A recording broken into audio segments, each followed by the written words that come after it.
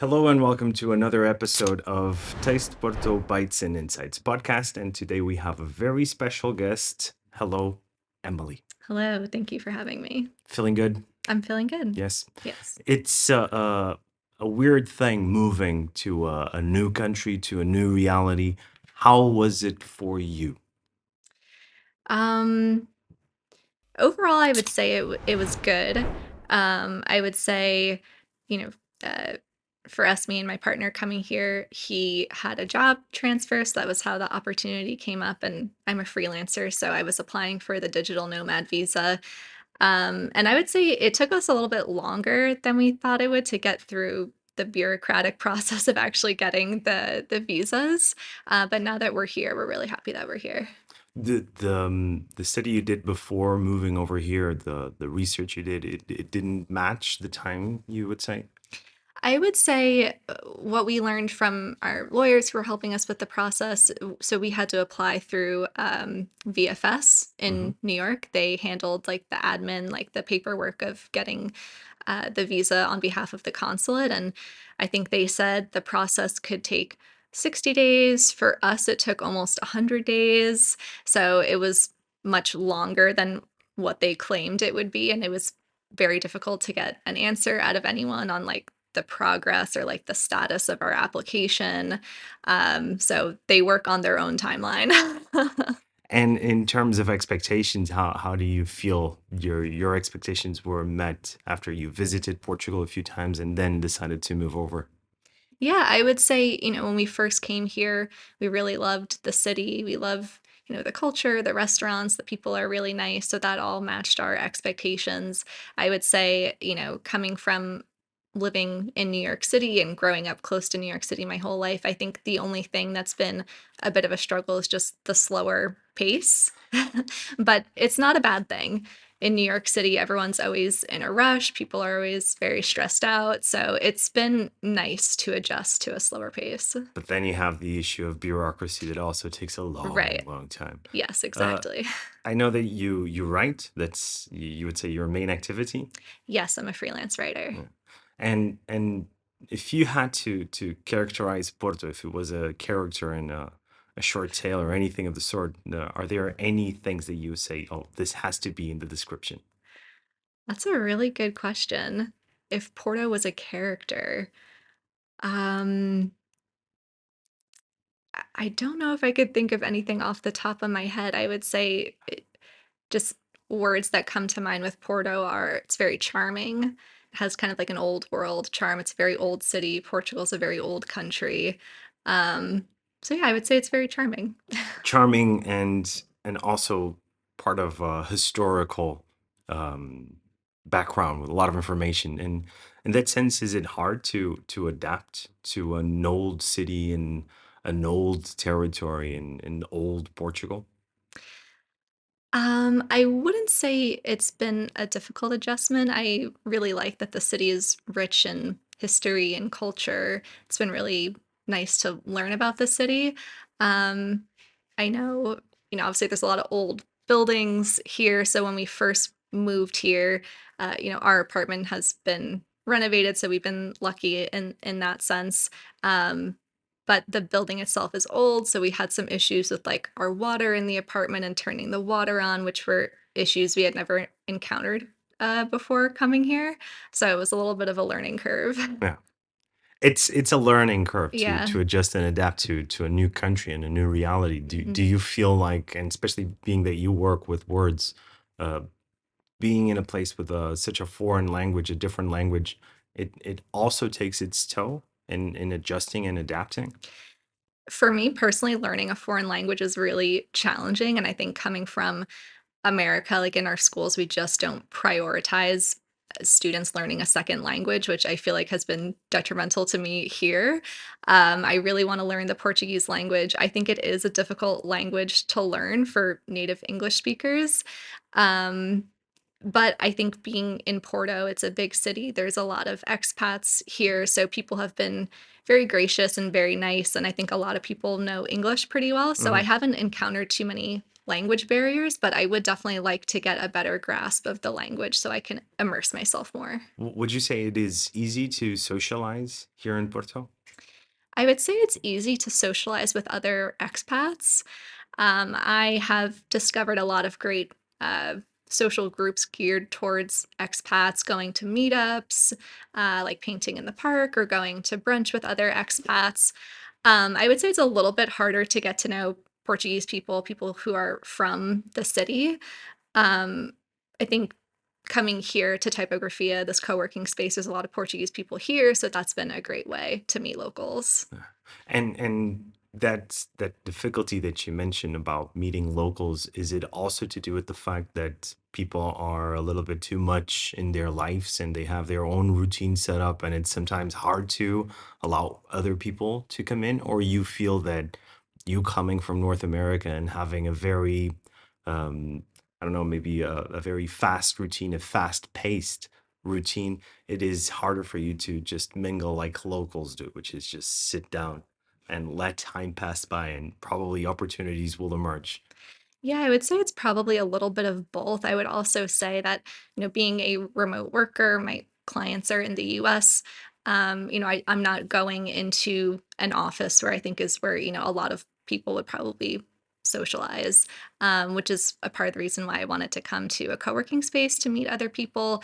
I would say, expats are probably looking for more social opportunities to meet other people. If you're a local and you're here, you probably have your childhood friends, your friends from school, your family that you socialize with. So maybe there's not as much opportunity for an interaction with expats. And you came to Porto or Portugal to live with any definitive planning, like any timeline in particular, or you're just ad-libbing your coming over? Yeah, so the goal is to be here long term. So the first step of our immigration process was to get our visas, which we have. Unfortunately, AMA, the agency that's in charge of giving the residency permits, it's very slow. The bureaucracy, like you said, there's a big backlog. So we have not been able to get our residency permit yet, but that is ultimately the goal to be Mhm. here for several years. And do you think about going back and forth between Portugal and North America? Because it's like our closest neighbors obviously are the Spanish, but over Mhm. on the other side of the ocean, we have North America, so it's quite close, right? Yeah, it's quite close. A direct flight from here to New York City was only between like 6 to 7 hours, so it's a pretty short flight. And that was part of the draw too, to be able to eat pretty easily, get to family. Maybe we couldn't, can't just drive to see them, obviously, like we could before. Now there's a little bit more planning involved. But yeah, we would like to travel back and forth to see family. I will say now that we've been here, so many people have reached out to me to say, "Oh my God, you're in Portugal. When can we come visit?" Everyone wants to come to Portugal. I've lived in New York City. I've lived, in Tennessee and Baltimore and other places, and like no one ever wanted to come visit me in those places. Everyone wants to come visit here in Portugal. I think that's a very interesting curiosity in the sense that you in the United States, as you said, you lived in very different Mhm. remote locations, distances that are in some cases even bigger than the ones taking you from Porto back to your family. Right. Would you say it's natural for a lot of people to be curious about a country that has so much to offer in such small distances? Is that one of the appeals about Portugal, you would say? Yeah, absolutely. I would say coming from America, it's a big appeal of Europe in general that, from Porto, you could be, in Spain in a couple hours or in France or Germany, Italy. You could travel to all these places. It's much closer together geographically. In the US, on a 5 hour plane ride, would get me to California. I would still be in the continental United Yeah. States. It's so big, it's so spread out that um, traveling can be a little bit more difficult. And being that your work is all focused or almost all focused on words, how hard is it to get inspiration in a place where people speak a foreign language? Or is it easier? I would say because my clients are based in the US with the professional work that I do, it's not that hard because there's no language Hmm. barrier. Um, Maybe if I had Portuguese clients, it would be more of a struggle, and I would like to expand my portfolio, so we'll see. But in terms of or moving away from the work, and Mhm. this is a little bit of us Portuguese charisma working our way of thinking. It's never always thinking about work. It's always about our personal side and Right. our occupations. In terms of your hobbies or pastimes, you'd say writing occupies a big chunk of that time. No.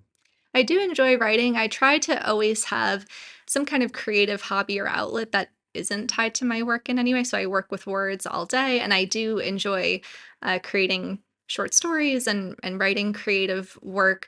But I also enjoy drawing and painting because I think it's nice to like fully have that separation. Yeah, and in that sense, if you like the visual occupation, being in a place where people speak a foreign language is actually easier for inspiration, right? Because you have all these pictures presenting to you. Is that something that was hard for you to adjust to? This completely different reality of a country where the pace is slow. You have a more aged population. You have a Mhm. lot of old buildings. You have a lot of old constructions where water seems not to work all that well. Yeah. Uh, how is it coming here and being here for such a small amount of time?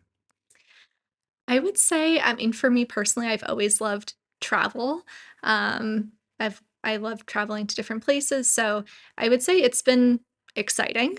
It's been a bit of a novelty. It's been a challenge in some circumstances, but I've enjoyed it Yeah, and you've traveled throughout the country already a little bit. substantially. I would say not substantially. We're trying to travel and see the country a little bit more, especially while we wait for our residence permit. We're not supposed to leave, so it's a good opportunity to really see the country and get to know it. So, we've been to various towns in the north. I don't want to mispronounce the name of anything, but we've traveled by train to some towns. We've been down to Lisbon. We've been to Faro to see the beaches, which have been really beautiful. But definitely still more to explore. Yeah, and in Porto particularly, is there any favorite spots you already have in the city that you like to go often?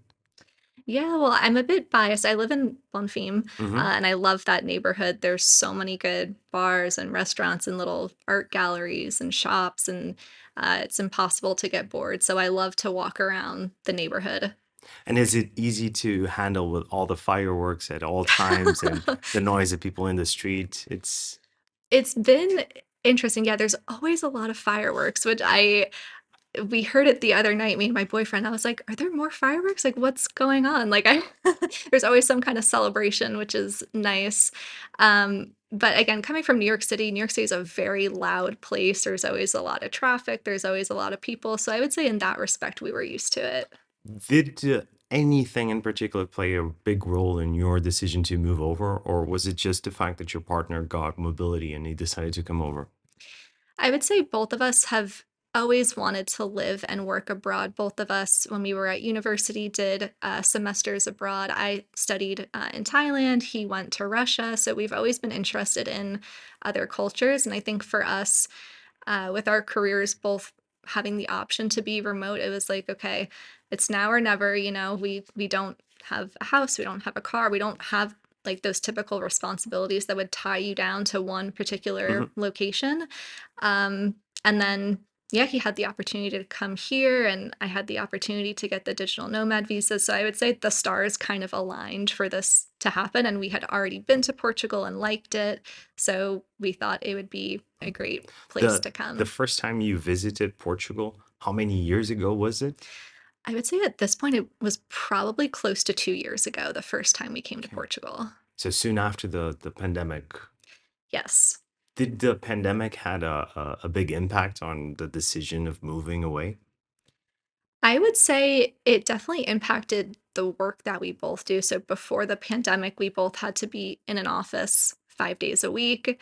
And then obviously everyone had to work from home. And I think it just made us realize that we don't need to be tied to an office with the work that we do.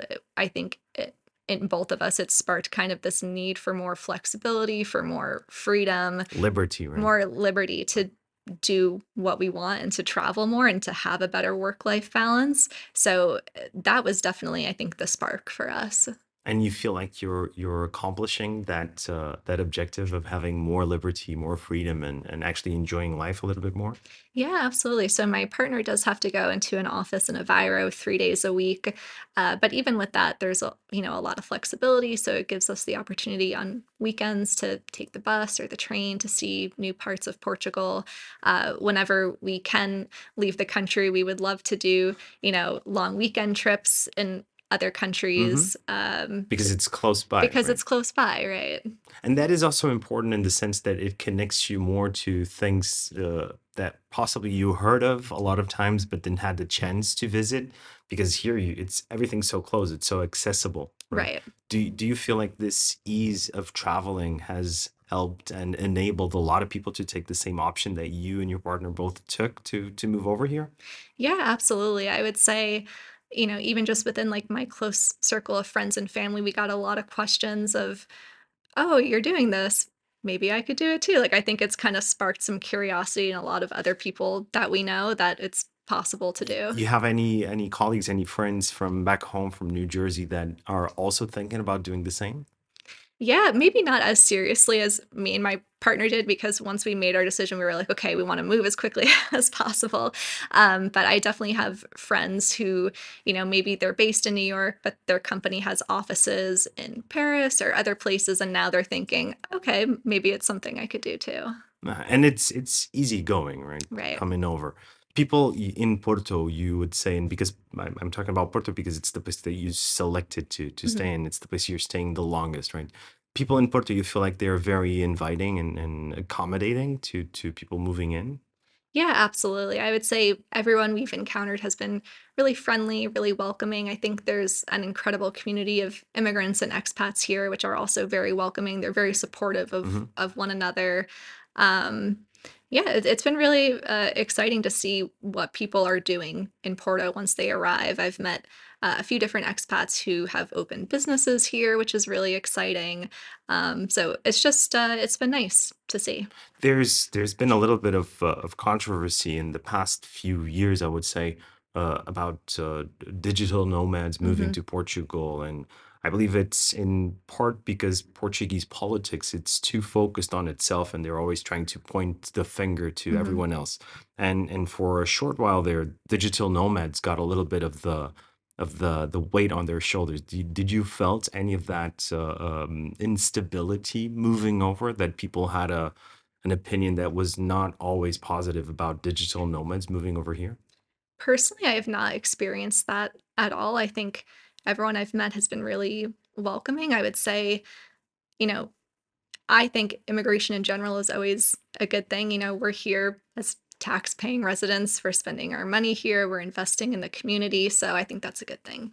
Yeah, and well, it's funny to think about Portugal as a country that has a huge community of immigrants Hmm. itself, and having this opportunity to again be revigorated by people coming from abroad and bringing in new perspectives, new ways of working.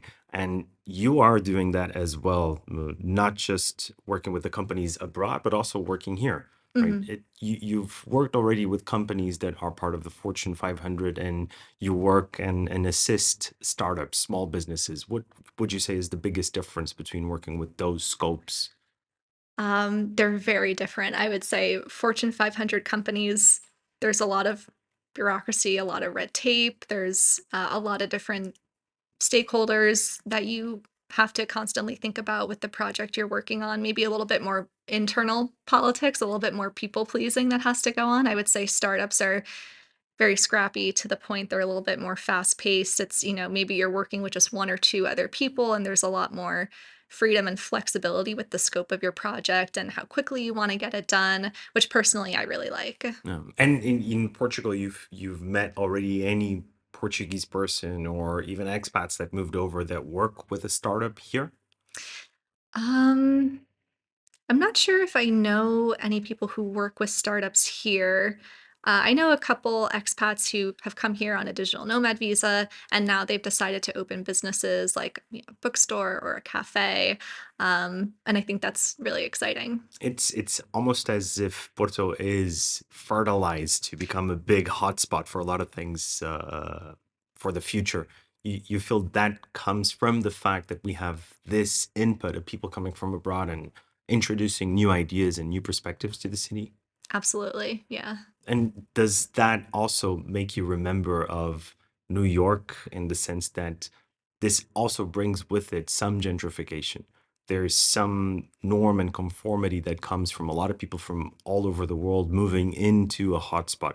Was that the reason that moved you a little bit further away from Lisbon and into Porto?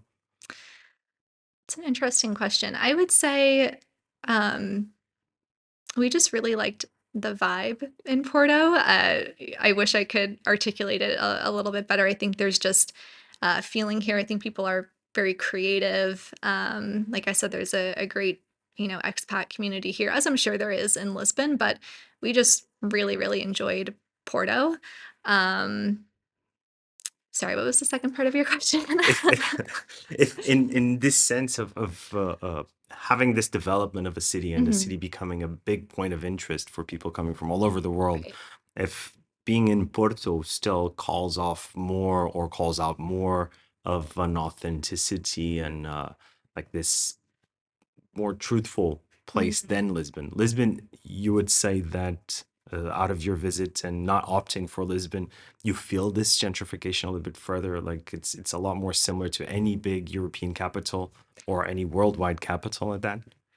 Yeah, I would say so, and I would say gentrification is a problem everywhere. I think in Porto too, there's probably some growing pains, maybe even just there's construction everywhere, right? There's cranes everywhere. I feel that construction and that growth of the city, it's something that I'm now 39. Mhm. I don't think I ever saw the city without construction for over 2 years. It's always been like constantly rebuilding.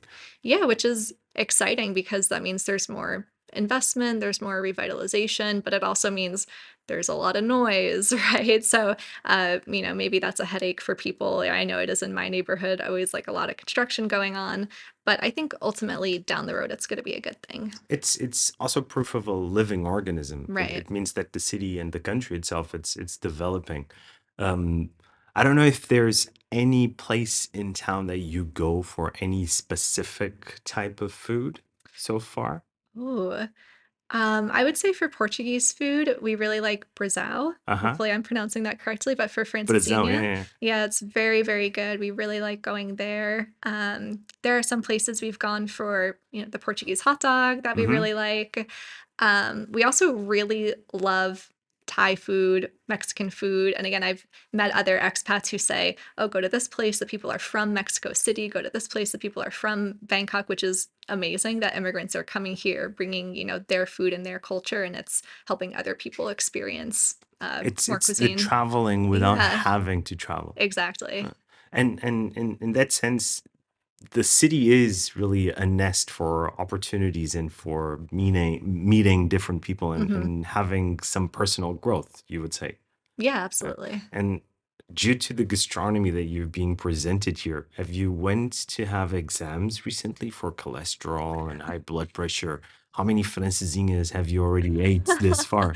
Probably too many, but haven't had my cholesterol tested, so it's easy to be ignorant at the moment of any impact it might have. So, Possible heart seizure or any right. but in trying to encapsulate a little bit of what we were just talking about before, gentrification is obviously something that's becoming a little bit of an issue worldwide, but it's also a big element for development. Mhm.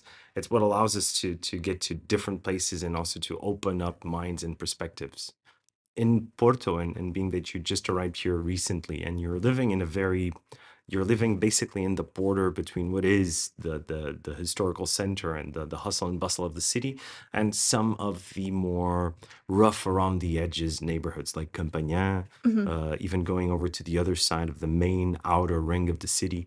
Do you notice there's a city within the city within the city, and you can really go deep into the how do you say, the labyrinth, the maze of the city? Have you got yourself lost already in the city anytime? Yeah, definitely more than once. I would say Porto is interesting. There's definitely layers to the city, right? I think especially when you first get here, or tourists especially, they stick to the historical center, right? Which makes sense. But I think as you and Porto, like the metropolitan area, is actually quite spread out. So I think as you get further away from the city center, there's more to see. Um, and I would say, yeah, for me personally, it's interesting. Again, coming from New York City, if people say, "Oh, this neighborhood's a little gritty," I'm like, "Really? It still seems really nice to me." So maybe my perspective is a little skewed on that. But I think all the neighborhoods I've been to and explored, I've never felt unsafe. I think Porto's a very safe city to explore, even at night, even on your own. I think it's been very nice. I wasn't even talking about Oh, safety. okay. I was just mentioning that there's a city that everybody obviously is talking about, this city of um, huge tourism Mhm, and gentrification, mhm, but it coexists, and I would say in a very balanced way with a still very authentic and very honest city of Porto. And in that sense, or having that as shall we say, a way of going back in the talking that we're having here, is there any character that you would associate to Porto? any character?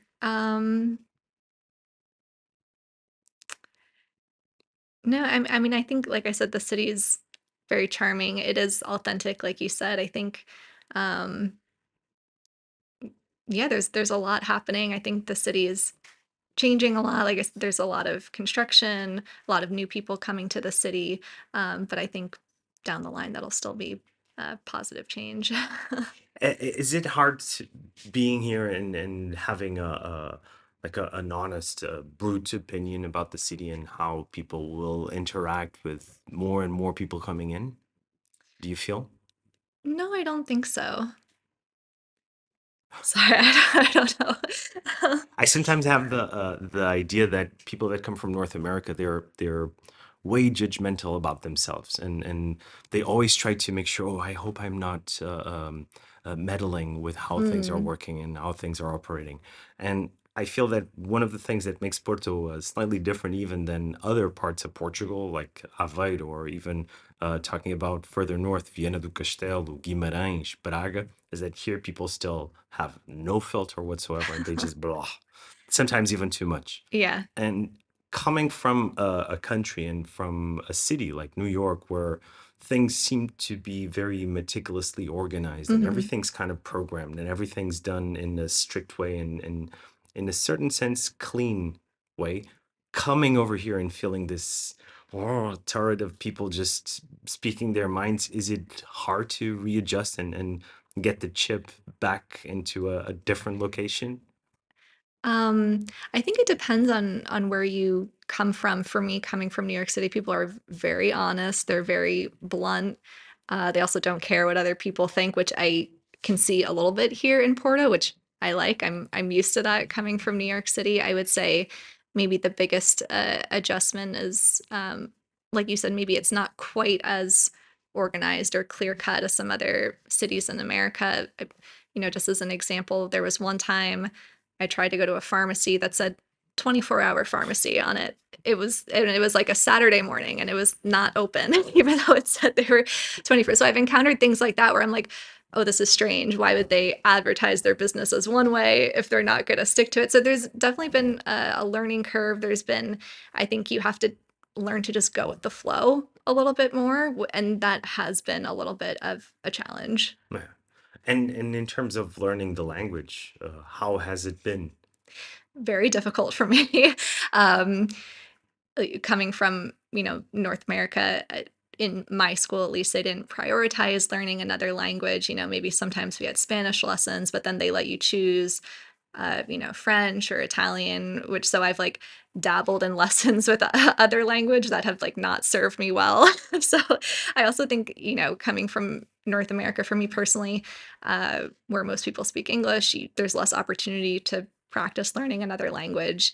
Um, but yeah, I would also say a big mistake I made is I was using one of the apps, but a lot of the apps only use The accent Brazilian from Portuguese. Brazil, yeah. Yeah, which at first I was like, oh, how different could it be? Turns out pretty different, especially with the pronunciation. So I've had to, even with some Portuguese tutors that I have, kind of unlearn some of the things that I learned from the apps in terms of my pronunciation and the accent. I think it's going to take me some time to get used to learning Portuguese. And how does one start even to adapt to a new language like that? If you never had previous contact to Portuguese, how was like the first what was the first word that you learned? Hola. Hola, that's a good So start. that was a pretty easy one, similar to Spanish. It's like, okay, I've heard that word before. I know what that means. Um, yeah, starting out, I would say, uh, just native speakers obviously speak very quickly. They speak in slang. Maybe they shorten certain words or drop words from a sentence, which you're coming from a background where you don't know it. You're trying to learn it the proper way and Hmm. learn all the grammar, but that's not always the most natural way people speak. So even if I think I understand some words, it might be hard to actually understand what someone is And put it saying. into the order to talk to other people, right? Exactly, yeah. So I would say I think consistency is key, which I'm also learning, in the summertime, a lot of things close down or it's slower. So some language schools I wanted to go to don't offer summer classes. So I'm hoping in the fall to be more consistent about it. And you already had any situation where you were faced with a place where nobody spoke English? Yes, there have been a couple of times further away from the city center. So, for example, I had to go to the dentist, and the woman who worked at the front desk did not speak English. I didn't speak Portuguese, so we're trying to use Google Translate. But it worked out to be just fine. I think there's just like a lot of context clues people can use to understand what we're saying. Google Translate obviously helps, and there were other people within the office who were able to help make sure there was no You miscommunication. feel like that's the norm around here that people always try to help and give a little? Yeah, people are very, very kind in that respect, very gracious with non-Portuguese speakers. And I think because there are so many tourists, so many immigrants, I get the impression that a lot of Portuguese people are kind of used to it. It's also possibly one of the reasons why in Portugal you learn so many different languages. It's because we're right here, we're westernmost tip of the European continent. If you don't start and adapt and learn different languages, you're kind of stuck because nobody's going to learn Portuguese from Portugal. Everybody's going to learn Portuguese from Brazil. Right. But also in still talking about the language barrier, it's something that scares you in the future because you're talking about staying here permanently.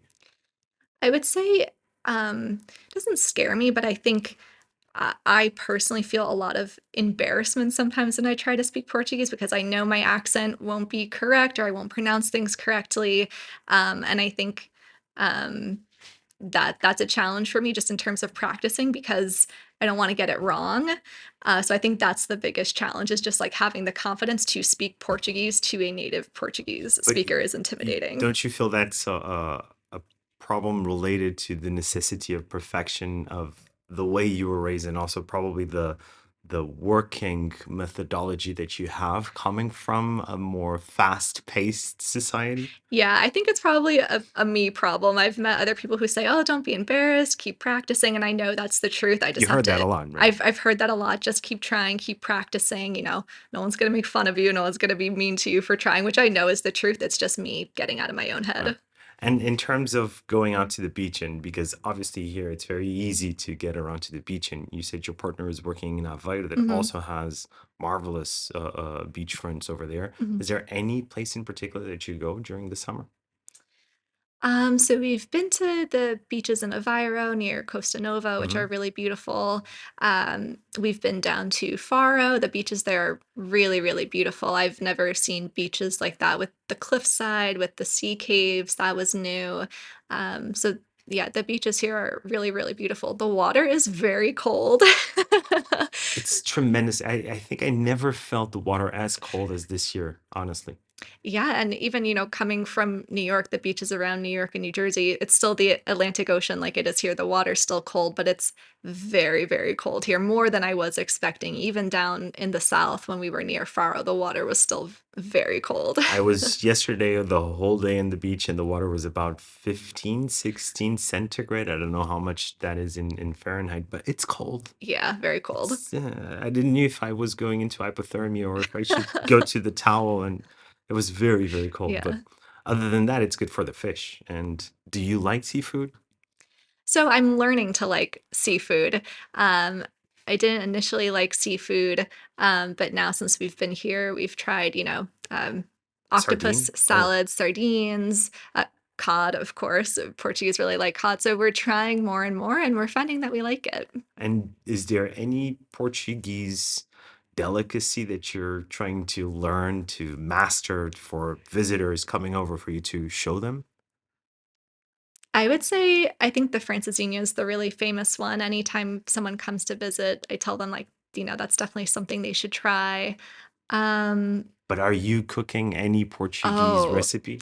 I'm not a good cook in general. I can, like boil water for pasta. I can pour cereal into a bowl, but I'm not much of a chef myself. But here that's a good thing, I think, because there's so many good Good options. restaurants, so many good options, that it's easy just to go get a quick meal somewhere. If you would have to name another favorite place to eat, because you already mentioned Brazil, Mhm. right? And you go there for the francesinha, Yes. right?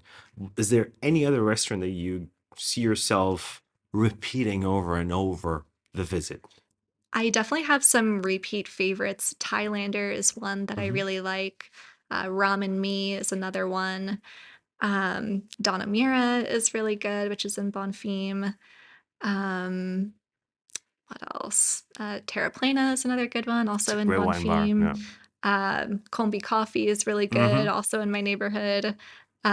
Yeah, honestly, you can't go wrong. I don't think I've walked into any restaurant where I was disappointed with the food. And you're living in a neighborhood that's also largely frequented by artists, and Mhm. you have the fine arts college right near that area. Is it easy to penetrate that community? Um, I would say maybe not easy. I mean, I love art. I love going to museums. We've, walked by a lot of small art galleries and that's it's really nice. But I wouldn't say I've gotten to really know any artists in Hmm. that community.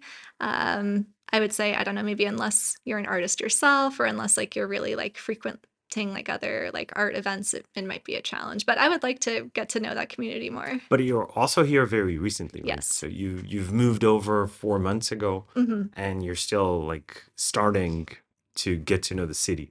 Yeah. Is there anything that in this short while has surprised you? Like, oh, I never would have guessed this would happen, or I would never even know that this existed here. Is there any impressive thing like that? I would actually say the art community, like you said, I didn't know much about the art community coming here, and I'm still learning. But I think even just walking around the neighborhood in Bonfim, I was really really surprised just at how many art galleries there are, how many small art shops that are selling ceramics or paintings, or there's even a small shop dedicated just to the traditional tiles where you can go and learn to paint the tiles. I was surprised by that, pleasantly surprised. Yeah, and is there any museum in specific that you enjoy of the city that you visited? And Yes, I'm not going to be able to pronounce it correctly. of The course you are.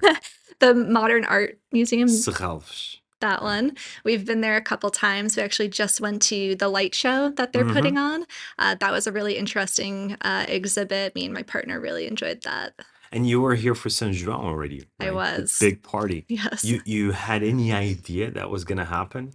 No, I mean, people had warned me leading up to it about the hammers and, the fireworks and everything like that. It was still very overwhelming, but in a good way, I would say. And my partner's parents just happened to be visiting, and for his mother, it was her first time in Europe. So to come and to experience that, like one of their first days here, was really, really exciting for them, and they loved it. Because Um, you're living right in the center of it all, right? yeah, yeah. So I would say We, had been like warned about what to expect, but it still was such a crazy experience to have like strangers like hitting you on the head with And the hammers and the garlics. garlic. And it was a bit of a sensory overload, but it was a lot of fun. And is there anything in the near future that you are willing or eager to conquer being here? Um, I would say learning the language is probably top of the list for me, trying to get a better understanding of the language and to speak more consistently in Portuguese. And in your writing, does that come to effect in any way? Like reading Portuguese authors and wanting to know more about Portuguese authors and Portuguese literature overall? Yeah, absolutely. I would say the other thing I've noticed is there's a ton of bookstores here, which is great. I love to read. I would love to be able to read in Portuguese and get a better understanding of like Portuguese literature and history. That's a goal of mine as well. But have you had the opportunity to have any translated works? No, not yet. No, it's hard always to adjust because, as you said, there was such a huge lag of bureaucracy, red Mhm. tape, and there's all these adjustments of language and even just the sheer reality of coming to a place that has a pagan celebration still unfolding in the middle of the 21st century. So there's a lot of things going on. But you feel that coming into the future, you will have the time, and also you want to take the time to learn more about the country and learn more about the history and the trajectory of the country. Absolutely. Yeah. But is there anything in particular that you want to know about it? Anything in particular? I would say Portugal is such an old country. The history is really interesting, so I would love to know more about the history, even the recent history with the revolution that celebrated 50 years this year. I think that's really interesting. So I would love to have a deeper understanding of that. Very well. And in terms of drinks, what is your go-to location if you want to just take the edge off and just relax and have a nice drink? It's a good question. Um, I would say Donamira has good Mm-hmm. drinks. Terraplana, like you said, has very good drinks. Those are two good bars. Me and my partner actually don't drink a lot, so we're probably not the best people to ask. Normally, we stick to water, maybe Super Bock, a Summersby, which you could get at the grocery store. You could get those anywhere. You enjoy Superboc? My partner drinks it more than I do. I don't like beer a whole lot, but Super Bock is everywhere. And have you been already conquered by the port tonic So, tradition here? yeah, we did go on a wine tour recently in the Douro Valley. Um, and port wine, it was better than I thought. It's very sweet, very strong, so I can only have a little bit of it, but it's better than I expected. And you feel that's a big difference as consuming so much alcohol and having alcohol as such a big, important part of our lives here? Yeah, I would say there's definitely probably more of a drinking culture here than what we were used to. But again, like I said, we just personally don't drink a lot. New York City, there's plenty of like bars and nightlife. So people do definitely drink. I think it's just more of like our personal. Personal choice. Yeah. Very well. And plans for the future. Plans for the future, I would love to see more of Portugal. I would love to go to Coimbra and more of like the center of the country. Would also love to travel more to Spain, to France, to neighboring countries. Um, yeah, I think we're most excited about the ease of travel. Like you said, being able to go to so many different countries and explore not just Porto and Portugal, but explore Europe in general. Emily, it is a tremendous pleasure to have you here. Of course, that I won't let you go away without giving you a small token of our appreciation Oh, for you thank coming over you. here. It's a country of symbolism. It's a very symbolic gift, but it's a swallow. We are constantly putting different, um, how shall I say, symbols, ideas into objects, and the swallow represents to us the necessity of coming back. It reminds us of spring, but also it reminds us of family. So, in your house, if you don't have the number of swallows according to the number of people that live in the house, you're missing out. So, you need Okay. to get yourself some more swallows for the Yes. house and welcome. Thank Yeah. you. Thank you so much Uh, for having me. it is an enormous pleasure. Thank you. As for you, we'll see each other in a different episode in a different time. Thank you so much and goodbye.